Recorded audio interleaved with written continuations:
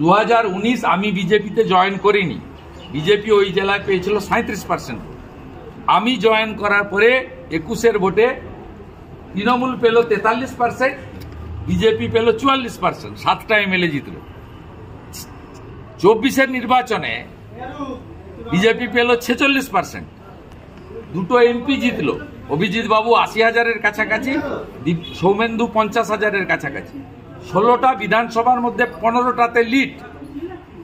লিখে রাখুন আমার নাম করে, 16টাই পদ্মফুল পাবে। 51% ভোট আমার টার্গেট।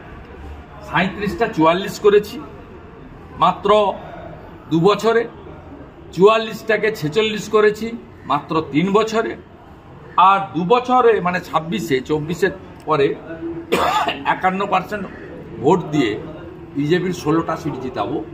আর পশ্চিমবঙ্গে পূর্ব মেদিনীপুরের পার্সেন্টেজ 46% ভোট নিয়ে বিজেপি সরকার করবে। অতএব বিপিন অধিকারীর বাড়ির ছেলেকে, 8 বছরের ব্রিটিশের জেলে থাকা লোকের বাড়ির ছেলেকে পুলিশ দেখিয়ে খালা মমতা কিছু করতে পারবে না।